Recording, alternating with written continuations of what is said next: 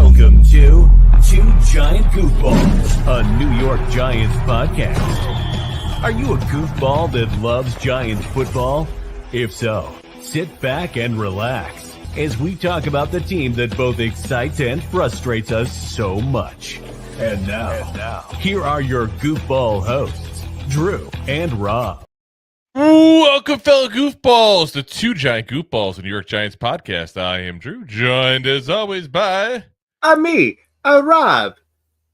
And I was actually early today, but here we are, late once again. You weren't early. Don't lie to everybody. True, don't lie. Listen, you bought a new toy that you wanted to play with before the show. You had to be even earlier, apparently. Womp. But yeah, look at it. If it was on video, Rob's got his new webcam going.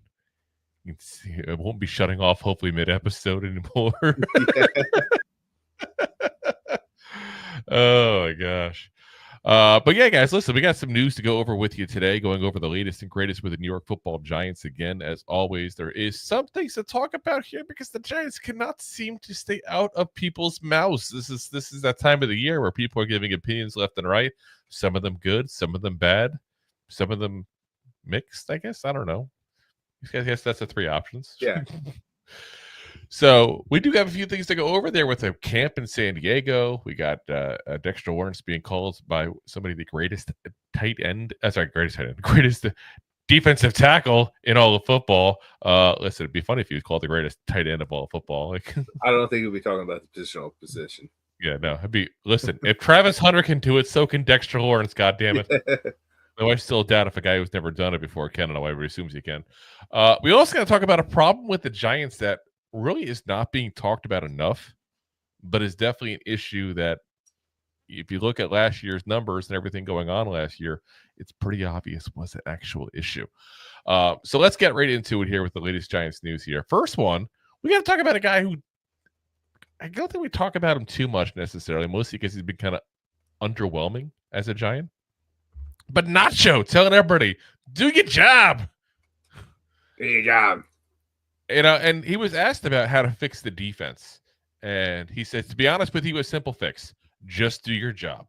The biggest thing last year was sometimes you felt like you had to do somebody else's job or compensate because of a lack of trust. Well, this year, I feel like taking that step together and believing in one another, like, hey, I'm going to do my part and you do your part. Sounds very simple. It's just, it's a bit odd coming from a guy who point blank has had his issues. Let's be honest. Like you and I were happy to get Nacho. We got him. Like he was a decent player for the Bucs, decent player for the Chiefs, but he's definitely kind of underwhelmed so far in his couple of years now as a New York Giant. Yeah, to say the least. You could also make the case, again, we've talked about it. He's one of the people that were put in a bad position because the Giants try to have him do too much. Like he is not a top-end starting defensive tackle. He's like your third defensive tackle, or the guy you bring in to stop the run, specifically on, third and short and that kind of situation. But for whatever reason, well, I shouldn't say for whatever reason. We know the reason. The reason's but the talent sucks on the team, basically. He's been forced into a role that he's not built for. That he's quite frankly not talented enough, and no disrespect to the man, he's just not to fulfill. But it's kind of scary when the guy who hasn't quite fit the role you've been trying to shove him into is saying people aren't doing their job. Maybe he just met himself included as well. And maybe he's airing dirty laundry that perhaps he, shouldn't be. It's funny. We like when people do. You get a little insight into what's going on in the locker room and all. But for him to say, you had to do somebody else's job or compensate because of a lack of trust, that's very telling of some issues that were going on last year that didn't necessarily come to light before these kind of comments. Like that tells me there's trust issues in the team. There's trust issues with your coworkers, for lack of a better term there. That's not good. And that's setting up for some issues within the locker room. That's for damn sure. So, which hopefully is, in the past at this point.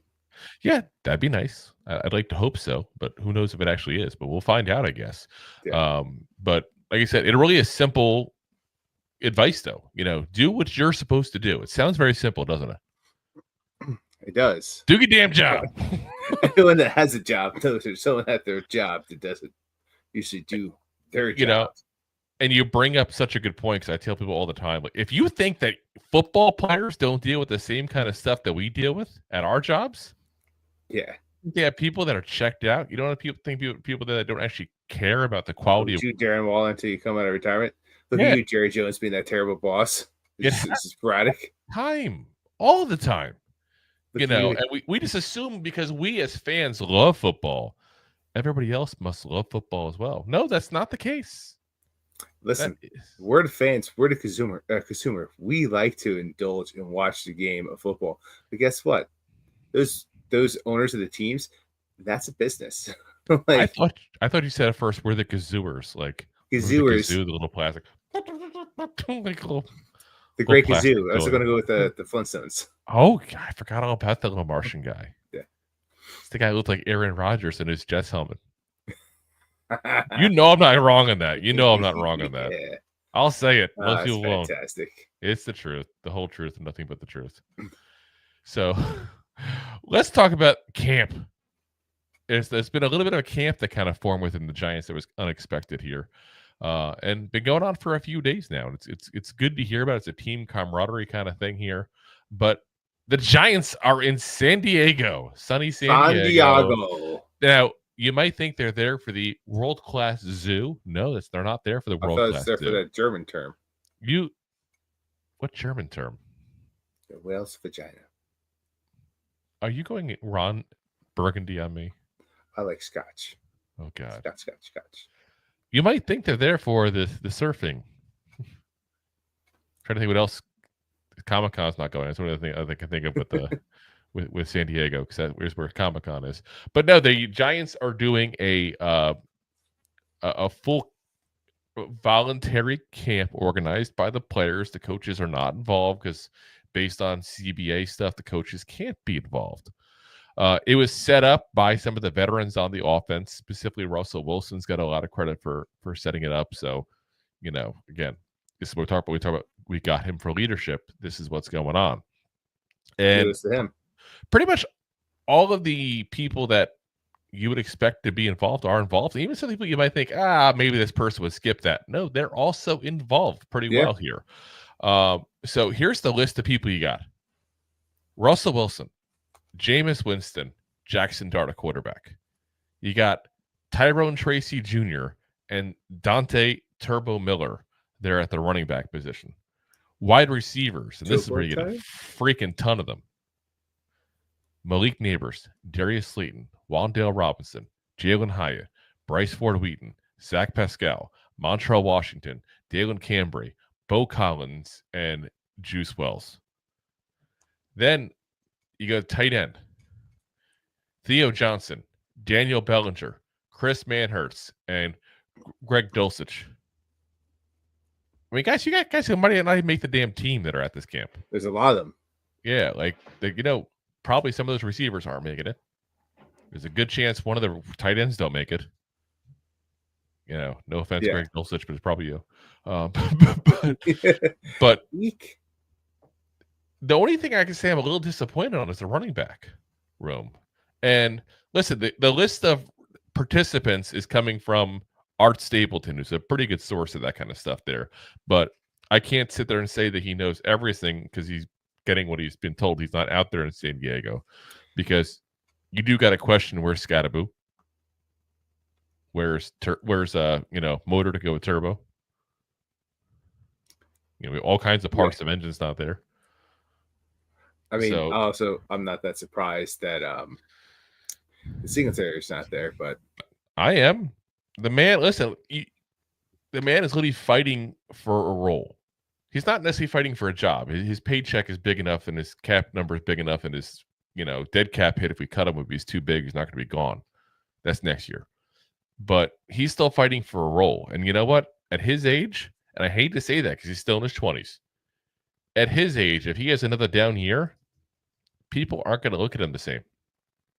Now, if he is a good year, let's see this like 500 yards rushing, averages 5 yards a carry, or 4.8 or something like that, a decent year like that, then you know what's going to happen. Someone's going to give him a chance. But when you're 27 years old, almost 28, because he'll be 28 in September 3rd, that means you need to perform. Otherwise, you're going into year 29 off 2 bad years.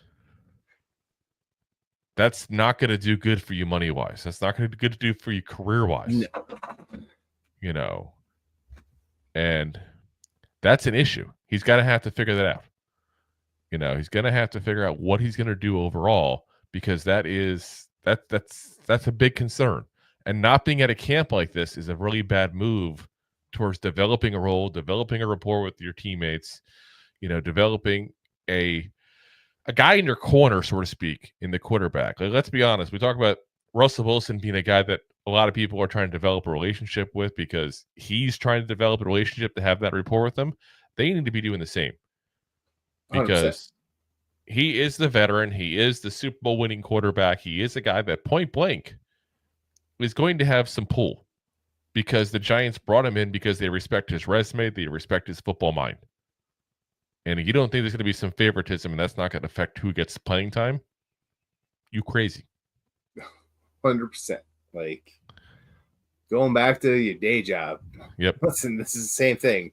Your boss likes one of these employees and don't think they're in their ear. Yep. You crazy. Yeah, think of Russell Wilson like a supervisor. That's basically what his role is going to be as long as he's a starting quarterback. Yeah. Regardless of how many games or years or whatever you want to call it, it is going to be. But I will say this. We don't know why those two are missing. And I want to put that out there as well, because sometimes we just assume that all that goes on in their life is football. Like, for all we know, one of them had like a sibling getting married this weekend or something. Like, we don't know. But like I said, it's just not. It's not a good look. I'll put it that way. Without something out there, like if I was, let's say, for example, I was Scatterbo for a second. Okay, I stop hitting my head into a telephone pole first.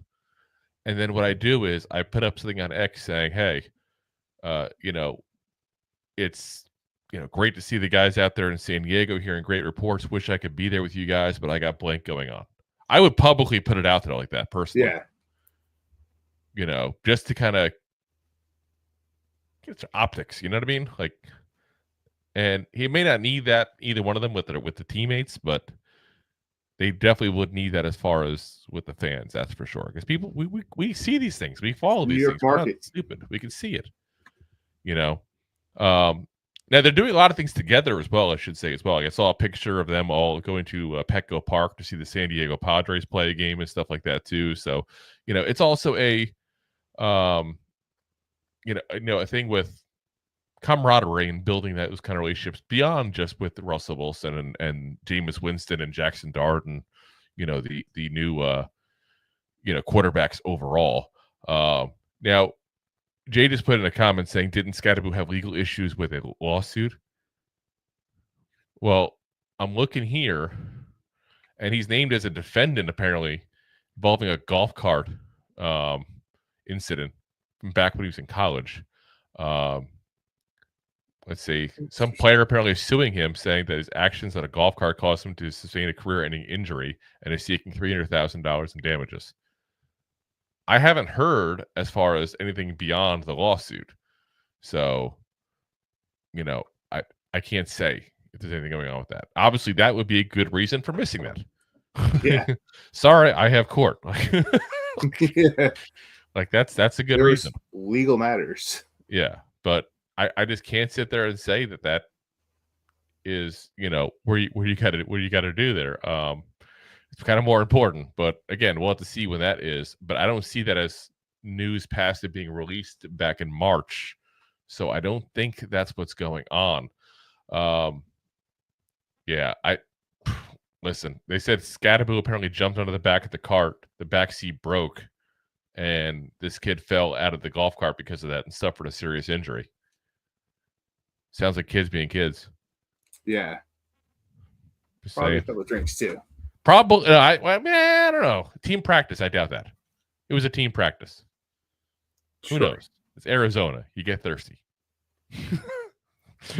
Yeah. I'm just saying. Like, so we'll see. But either way, like I said, good to see the whole team together. Especially because this is the offensive skill positions. Let's be honest. We want the offensive line to gel, but you can't really do much in that kind of scenario. You need contact work and stuff like that. You don't want to do too much of that because that is more injuries potentially. But we need this offense as a whole clicking, guys. And getting them to spend time together, work together, especially in a week that, let's be honest, a lot of people in the NFL right now are on vacation because they know what's happening. The mini camp is over. The spring stuff is over. The summer training camp is going to begin at the end of this month. This is your time to do all your traveling right now. Yeah. Spend the time with your family before the season starts. Yeah, and these guys don't have to worry about taking time off of work and how they're going to pay for things. They're making enough money and they got enough time off to do it. They're going to do it. I would. Yeah. I can't blame them. Nope. Go cruising around the world. Do it. Spend some time in a country that doesn't even know what American football is. Yeah. You go there like Godzilla? Is it a kaiju? Godzilla.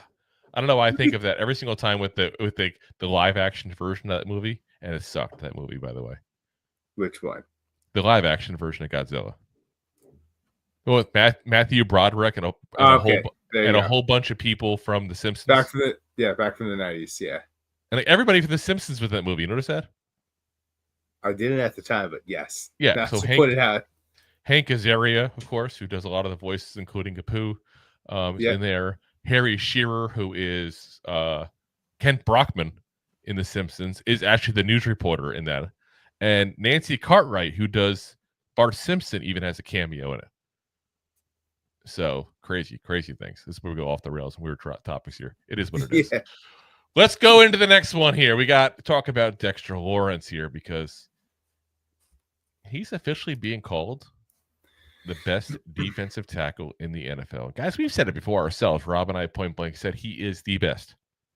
So this is coming from ESPN's Jeremy Fowler. So he says, Dexter Lawrence's game reached a new stratosphere in 2024, where he expanded his arsenal and added a 9-sack season to an already stellar resume. Dominating the run was always on the agenda for Lawrence. He has the balance, power, flexibility, footwork, and acumen to post big sack numbers. In the past, the knock on Lawrence was that he missed too many near sacks. No longer. Lawrence racked up the quarterback takedowns while facing 74.5% double team rate, higher than any other interior lineman. The Giants saw him improve his ability to transition off blocks, be great on the move, and finish takedowns. Quote is, I thought he should have been Defensive Player of the Year of the season he had. That's an NFL personnel director who stayed anonymous in this. He's a true zero technique nose who can occupy doubles and neutralize the run game. I think he took his pass rush to a different level, and I think he would have had double-digit sacks if Burns and Thibodeau stayed healthy. A true 3-down game wrecker who needs attention every single snap. Loving that he's finally getting the kudos he deserves, guys. Yeah, definitely. Like back when we first signed him to the extension, remember Rob and I were saying like, maybe it's a little early. He had one really good year. Listen, we didn't say it was bad. We just said there was risks. Well, those risks have been mitigated. At this point, I think we know what Dexter Lawrence is. He's a freaking goddamn beast. Listen, we talked about it because either you sign him too early and you're paying him too much for signing him too early. We could have got another year, a cheaper deal. Or the other thing is you signed him just in time before you had to pay him way more. Yeah, and because the risk is basically what we had in that time frame was like, okay, we did one great year. What happens if that was a career year? You know what I mean? Yeah. But listen, that wasn't a career year. Hopefully this one just passed wasn't either because he didn't even have a full healthy season. But, he, like I said, he's finally getting the attention. And I don't know if it's because the Giants are getting attention for their pass rush as a whole. And you watch it now and you go, okay, well, Dexter Lawrence is a big part of this. No, we're not really thinking about Dexter Lawrence enough as being one of the greatest in the game right now. But he is. Point blank is. Like this guy is easily the best nose tackle in all of football. He's easily, in my eyes, the best defensive tackle in all of football. Again, we've said before, Chris Jones is the guy that you want to compare him to as far as the greatest defensive tackle. But Chris Jones has been part of great defenses. Yeah. Dexter Lawrence has been part of horrible piles of poop. He's like the corn in the poop, the one part that's still good. Sticks out. Other than that. I never thought I'd use an analogy like that before and have it make some sense, but I think it did. Like I said, he's had to do that when he point blank is the guy you're focusing on. Look at that double team rate, 74.5. So 3/4 out of the time he's on the field, he's getting double team, guys. Wait till this year. I'm telling you point blank, wait till this year when he has actual help, because he has help this year, guys, and see what happens. Yeah, it's going to be like closer to 100%. Yeah, he doesn't have the Jordan Rileys of the world next to him this year, hopefully. He's going to have Burns and Thibodeau still on the field, obviously, from the edge position. He's going to have Abdul Carter coming from who knows where the hell he's going to come from. They're going to have Chauncey Golston. They're going to have, Darius Alexander. Those guys are point blank better than anybody else he's played next to the last couple of years, guys. Yeah. That's the last couple of years he's been playing next to, like I said, Jordan Rileys of the world. It's just not been good. We talked about Nacho before underperforming. Nacho's been the second best defensive lineman. Again, we're talking defensive lineman, not edge, not linebacker, just flat out defensive lineman. The guy's literally up front. He has probably been the second best one. And we just said he's underperformed. That just tells you how bad it is. Pretty much, yeah. Yeah. That's why sexy Dex. Yeah, like I said, and he's underrated, point blank. I mean, I saw you there, Jay, say best defensive player in football. I don't know if you want to go that route, but he's definitely in the conversation. And I say conversation because look how much better he is than pretty much everybody who plays defensive tackle. Like I said, the only person I put in his category even is Chris Jones. Well, I see you there, Clint. What's up, man? It says Chris Jones the beast. He is a beast. But he's the one guy in that category with Dexter Lawrence that you can say is that top-tier defensive tackle like that. And he moves around so much. He's not a true nose. He does move out to the outside at that point at times. And again, he has a lot better of defense around him. To me, Dexter Lawrence he's just that amazing. It's crazy to think how good he got as soon as Andre Patterson got his hands on him. He deserves a lot of credit for that transition. Dexter Lawrence put the work in, don't get me wrong. But I do think that Andre Patterson deserves a ton of credit for what he did for him. So definitely does. All righty, guys. Let's pay the bills real quick, and then we got a couple of more topics to talk about there real quick. Thanks for watching. Like the show?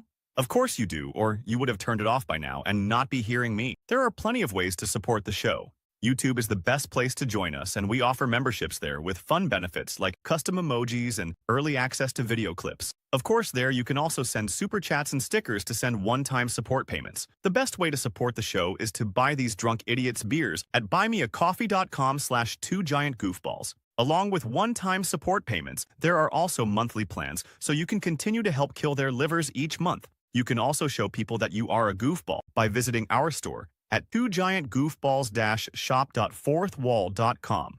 We got everything from shirts, hats, phone cases, funny candles, buttons, stickers, and even a 2 Giant Goofballs towel to dry off your goofballs. Of course, you can always support the show for free by simply hitting the like, subscribe, and share button wherever you are watching or listening to this. Hit the thumbs up on YouTube. Leave a 5-star review on Apple Podcasts. It helps the show tremendously, and quite frankly, the Goofballs suck at marketing and need your help to get the word out. Thank you for being part of the Goofball Army and for taking the time out to support the show. All righty, guys. I see Jay there with the comments. Shane definitely got Dexter a weapon this offseason, lots of support. Yeah, if you want to give him that kind of quarterback of the defense kind of role, yeah. I mean, he had help to begin with Burns when healthy, which he wasn't healthy most of last year. Thibodeau, who's still above average if he's not elite. But now you throw in Darius Alexander, you throw in Chauncey Golston, you throw in Abdul Carter, it's just insane. He also says, what is your goal as a content creator? Money, attention, women?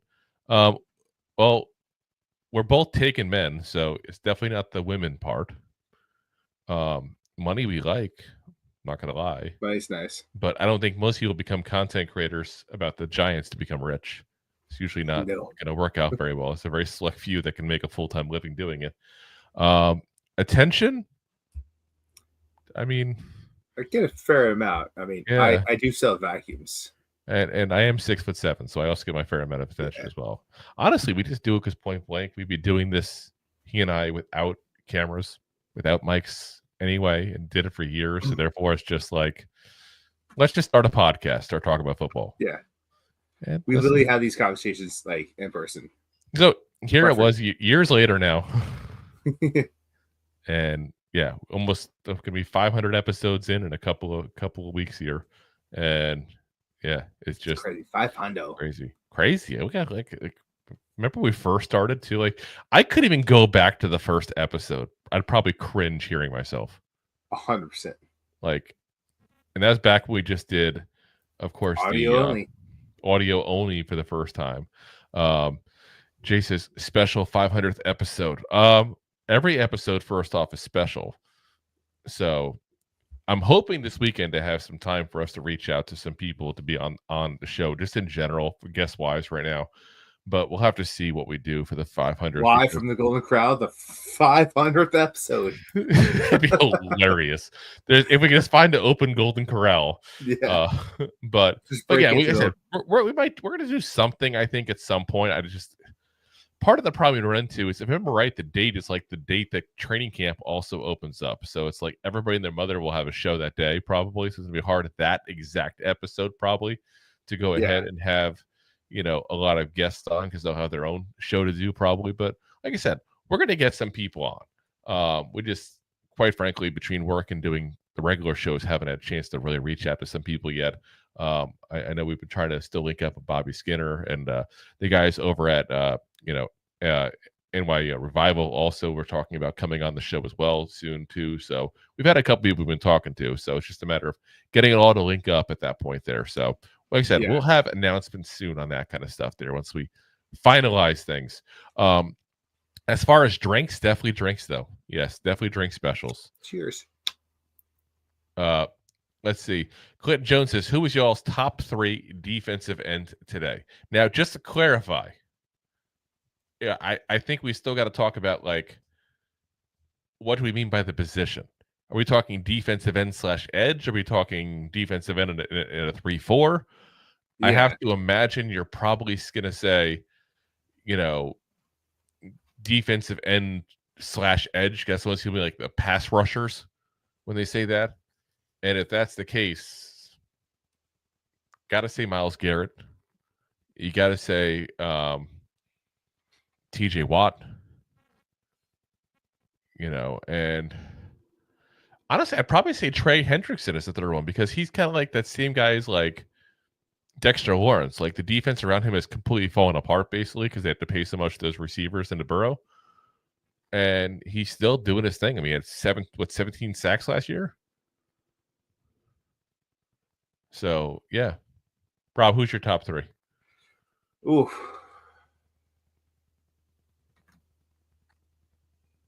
Definitely got to go with Garrett, because, he literally was about to walk, and they just gave him a buttload of money to stay in some movement there. Probably have to go Parsons. He's up there. Everyone talks about how great that Dallas defense is, but really around him, like, he literally was, his rookie year coming out fantastic. And then I don't know. I'm kind of torn, like, between, like, is it like a Boza, or is it like, or is it like a more of like a Boza, or is it a Watt thing? Like, Watt kind of had like an off year, but so did Boza. They're both injured last year, but Jarrett Allen. Yeah. Michael Strahan. Yeah, Michael Strahan, definitely. No, I mean, honestly, I think you start splitting hairs a lot with that. Yeah. And that's the fun of doing top 3. It's so small that you're splitting hairs. And Like I said, I just think Hendricks. I'll probably have to go Bosa. I'll probably have to go Bosa 3. He'll probably be number 2 because which Bosa? Nick over in San Francisco, because that defense is just making sure, not Joey the injury reserved. Yeah, because listen, that defense is a completely different defense when he's on and off the field. If you look at those numbers, the past few years when he's injured, they're the top 3 to top 5 defense when he's on the field, and they're top 10 to top 15 when he's off. Yeah, so they're good, but they're not as good with Bosa on the field. He's a game changer, kind of like what Sexy Dex, game changer. Yeah, I mean, you saw what happened to that defense when he left. Yeah. That was not good. That was definitely not good at all. But yeah, like I said, it's all splitting hairs. There's a lot of people you could throw out there, and I think Micah is definitely a guy that goes in that category. You're right on him, but to me, he's just outside of it, probably top 5. But I can tell you this: unfortunately, we don't have one of the top 3. Well, we don't. But who knows? Maybe Burns. I'm actually kind of excited to see what Burns does with help. He really hasn't had help his entire career, guys. Think about that. Well, who do you have in Carolina? Not much. Kayvon had a worse year last year than we expected. Dexter Lawrence was injured for the last third of the season. Brian Burns himself was injured for much of the season. So, let's see what happens. And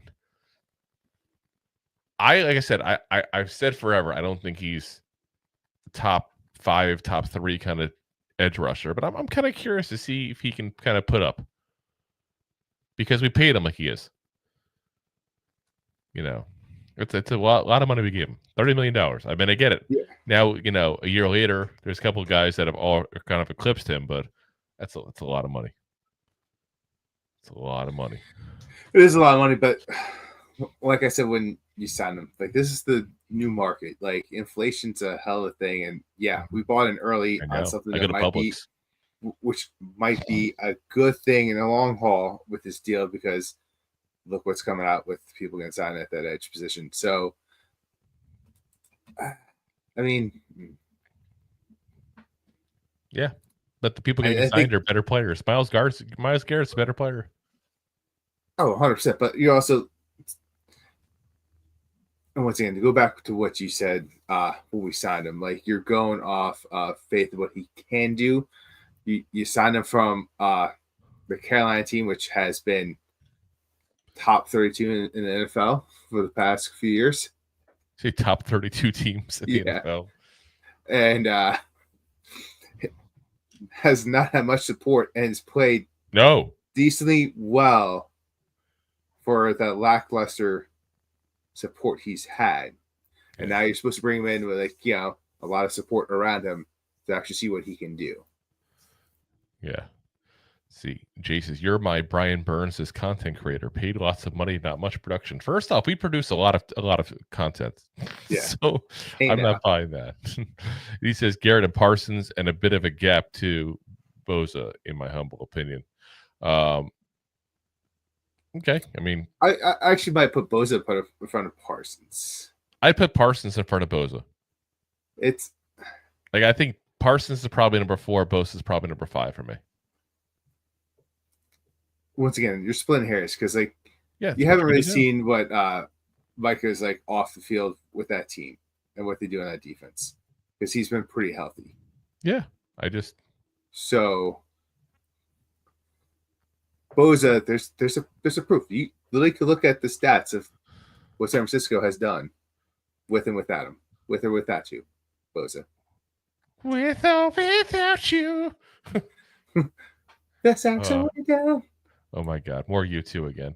U2 is becoming like the next Golden Corral. It's just kind of happening every single episode now. Yeah. It's not good. Let's get back to the news and stop talking about U2. Yeah. Let's talk about the linebackers here, because we got the linebackers being now also ranked by PFF. Listen, they've been going through, like we said, position by position, and quite frankly, have not been kind to the Giants. Have not been kind. Sometimes valid, sometimes not.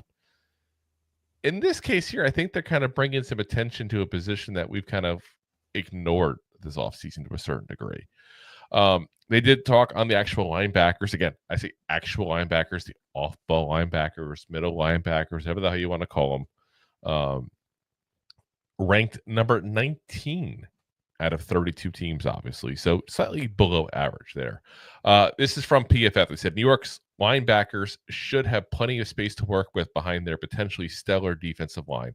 The headliner is veteran Bobby Okereke, who's 81.3 PFF overall grade over the past 2 seasons, ranks 10th amongst qualified linebackers. Micah McFadden struggles a bit in coverage, but has posted at least a 66 PFF run defense grade in each of the past 2 seasons. Darius Muasau also recorded a solid 68.1 PFF run defensive grade as a rookie last year and would likely be the next man up if anything happened to Okereke or McFadden. And I think what kind of brings us down to this whole thing is Okereke kind of came down a little bit last year. Like when they say 83.1 PFF grade overall the last 2 years, let's be very frank, he was a lot better year 1. Well, he was an every snap kind of guy. Yeah, but he was also a better player. He gave us more production on the field. He played better. But, then we also found out after the season, pretty much that he was trying to play through an injury and they eventually shut him down. But you have to sit there and say, was it the injury or was he literally not playing as well? Or will the injury affect him going forward? These are all valid questions. I feel like people just assume that people come back from an injury. Like, they're back. Here we go. Expect everything that we got last time. It's not always how it works. Typically not, especially the first few games. Well, it also depends on the injury. Yeah. Look at Blake Martinez, classic example. The guy had an amazing first year with us. Then tears his ACL, out for a year, comes back, not the same player at all. Like, the guy literally went from playing for us to playing and trading Pokemon cards to trying to get back into the NFL, and he was like a practice squad guy last year. Meanwhile, he was a 100 tackle guy with the Giants, 100 tackle guy with the Packers. Sometimes you don't come back the same from an injury. So listen, I don't think that's what's going to happen with Okereke, but I think we're being ignorant if we don't discuss that as at least a possibility, considering the fact that he's coming off an injury that affected him for much of last season. And McFadden, again, I like McFadden, but like they said, he does struggle in pass coverage.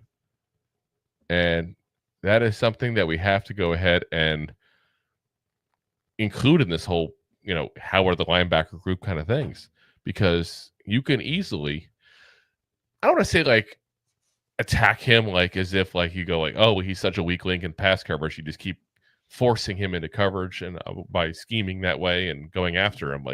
I won't take it that far, but he's definitely not as good as, Okereke is in coverage. He's definitely not as good as, let's even say, Abdul Carter might be in coverage. I say might be because he's a rookie, but we've said before, and I've said it before multiple times, I think he's going to take over third downs, kind of like Isaiah Simmons used to do a linebacker.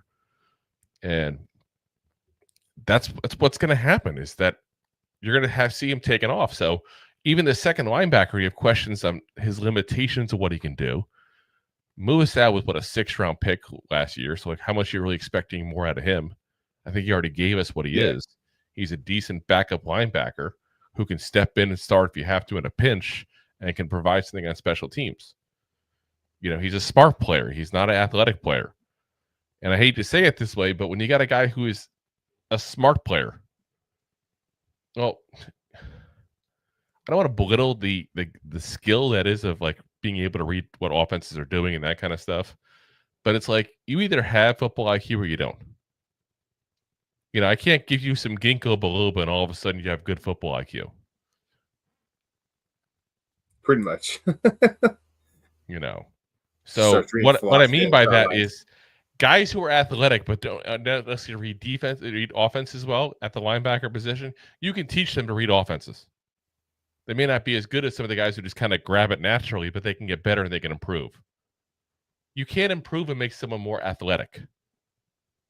No. You may be able to train them and get some of that in, and improve a little bit there. But you don't think they've had that done their whole career? The whole life? Yeah, like they are what they are at this point to a certain degree. Like unless they haven't been giving a good effort, and all of a sudden you're the guy who convinces them to put in that effort. You know, like we realize you've been sandbagging for the past 15 years of your life.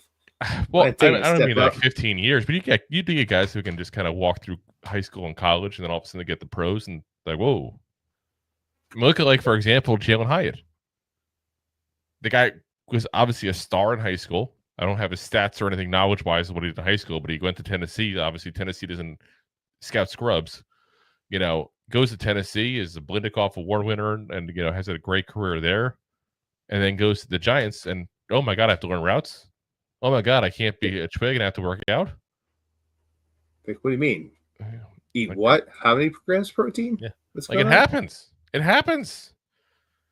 So, you know, again, you can get guys who have to learn the football IQ and learn some of the ins and outs of the game there, and you can help improve them. But the guys who already have a high football IQ and just don't have the physical tools, I can't change their genetics. So he is what he is. You know, so I am's what I am's. So yeah, I mean, the rest of the guys are basically special teamers. So yeah, I mean, there's some concerns here in the linebacker. Now, is the linebacker group my top concern on this team? Of course not. By no means is it. My top concern is the offensive line. My second concern is probably the corners right now. Secondary as a whole. Yeah. Oh, yeah. I feel okay with the safeties. Okay. Not extremely confident, but okay. But corners, I was just a little bit in secondary. Corners scare me a little bit there. But maybe we're not talking enough about the linebackers. What I'm saying, you know, like this. There's a concern here. I mean, unless they're counting big time at Abdul Carter at that position, you know what I mean? Like there is some of that potential there because he played linebacker primarily at Penn State until last year.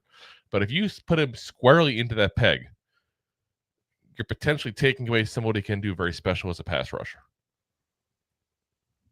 You know, just saying.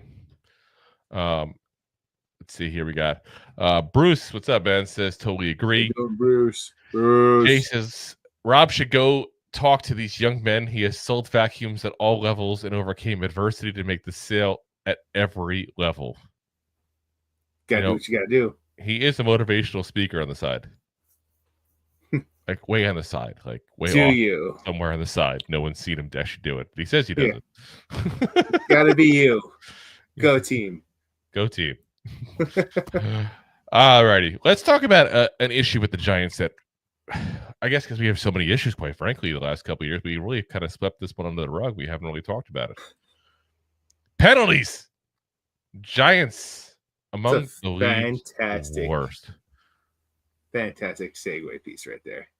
Oh, you mean the little thumbnail here? Yeah. That is not, you know, I like the fact that like I saw that ref giving that nasty face, and I saw like the admonished look of Brian Dable, and I'm like, we're putting these two together. This is spectacular. Yeah. This quite frankly gets like thumbnail of the year award, and I feel like point blank the fact that people on the audio can't see it feels like they're missing out, and they should probably go to the YouTube video, like, subscribe, and take a look at it real quick. But, you know, again, we've talked about issues, offensive line. We've talked about issues with, you know, passing game as a whole. We've talked about issues with the secondary having issues, the injuries all over the defense. This is kind of a bigger issue that I feel like overall hasn't been talked about very much. And this comes out because there was a report by Joe Gibbs of Sharp Football Analysis. Now, this is not the Joe Gibbs from Washington, just to be on the safe side. But like I said, I want to make sure we clarify that because people are like, "Oh, this is that guy." No, it's not. It's not Joe Gibbs, the Washington coach. But again, he went ahead and gave a C grade in the penalty department there to the Giants, which, quite frankly, if you look at the numbers, is pretty generous. And we all know, like, I'm the first one to call out people when they're like, "Oh, the Giants suck at this," and I'm like, "Well, this, and this." Sometimes, you know what I mean? Like, I think we get a little too much crap sometimes. A C grade's kind of generous, I feel like. We're a top 5 penalized road team. If you go into the into the home games. We're ranked 23rd overall. And again, top 5 in defense and penalties. So we're 28th. So just barely in that top 5. We're still in the top 5. Like, that's not the top 5 you want to be in. The offense accounted for 60% of the penalties, guys. 50% of the offensive penalties came pre-snap. We didn't even get the ball off. Delay games. Yeah. Neutral zone infractions, like false starts. Well, so we ranked above league average in 15 different penalty categories last year, guys, with the 3 most notable ones being illegal shifts, delay of game, and false starts. And we talked about that a lot. Like, to me, that's a coaching issue. And this is why I'm very glad to see that so far Mike Kafka is calling the plays. We'll see if that's how it goes overall. But I feel like it was too much for Dale to be head coach and play caller all of last year. Like, it just, and that's not me even trying to disrespect the man, because that's a lot to take on. A lot of people couldn't do it. Quite frankly, there's not a lot of head coaches that call the plays and do all that stuff too as well. It's wearing too many hats, because he's sitting there trying to figure out what to do on offense next. What we're going to do next on offense. It's sitting there worrying too much. What are you going to do on offense? Forgetting about, like, he's got paid defense and special teams. Like, it just too much. He said it himself when he got hired. He didn't want to do that. He thought it was too much. And then he did it kind of out of desperation, because he just wanted to give some kind of spark and thought that was the way to do it. But yeah, I do think the team looks sloppy. I mean, how many times did you see, again, illegal shifts and all these kind of things? Like, I've never seen so many in my life, I feel like, as a fan of the Giants. Like, that's never. It's ridiculous. And there were so many times, even plays that sometimes got off that probably shouldn't have gotten off, because you just saw what happened. You're like, oh my God. Like, I'll never forget that 2-point conversion against the Steelers. Like, that was the worst play I've ever seen in my entire life, probably, minus the kneeling down on 3rd down that we did years ago with Joe Judge. That'll still take the cake as the very worst. But second worst? Just bad. It's bad. Like, this was an unprepared offense. Point blank, an unprepared offense that clearly did not know where they should be going, what's going on. Some of that probably boils down to the fact there were so many injuries. I think that's part of the issues there. But if you look at the injuries, there wasn't that many more with the injuries. There was a little bit more, but not that many more. Like, there was just something not right overall with this team and the offense. Well, last year is when they were really trying to shuffle who was playing what position on offensive line, and especially the offseason. So no one kind of had the opportunity to work with one another in that position that long, and they never really gelled, and it showed. Especially we had a lot of penalties on an offensive line in the first 5 games. Yeah, 3 games. I want to say majority of this came from it just just bad shifting all around. Yeah, and shifty.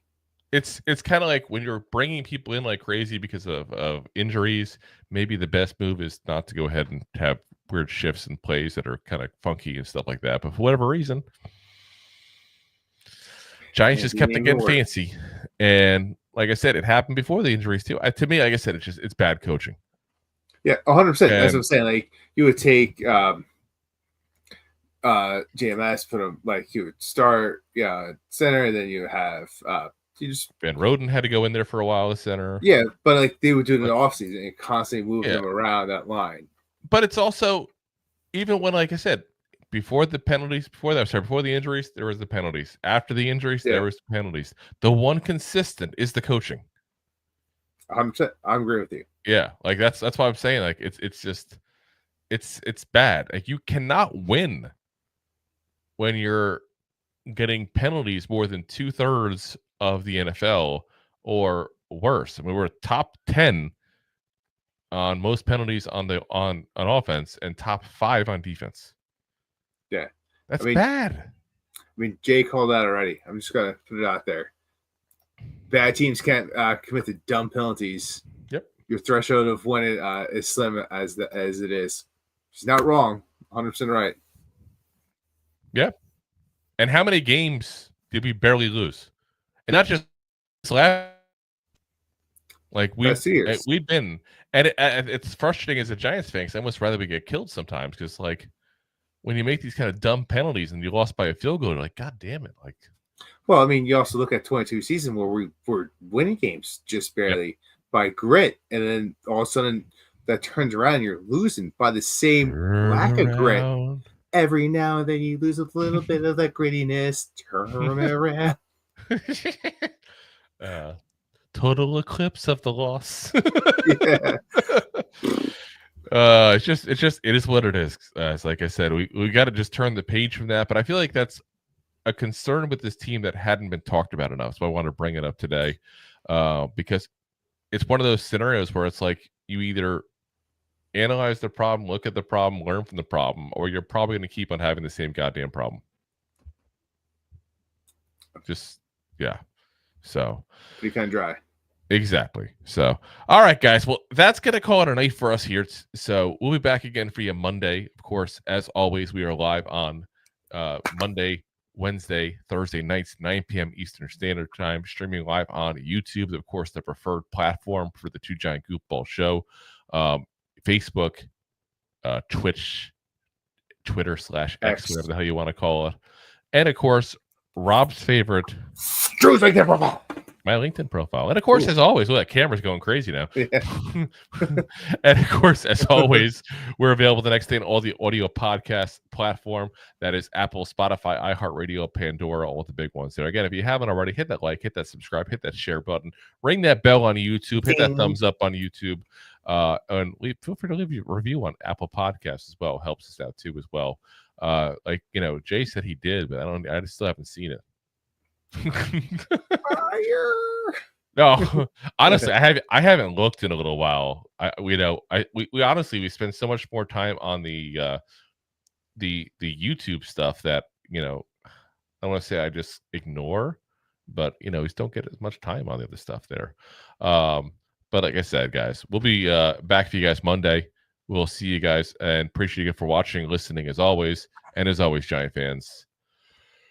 Go G-Man! Go G-Man! G-Man!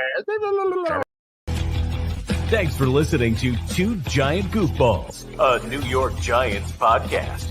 We appreciate your support. Thanks so much. Please, I'm begging you. Please.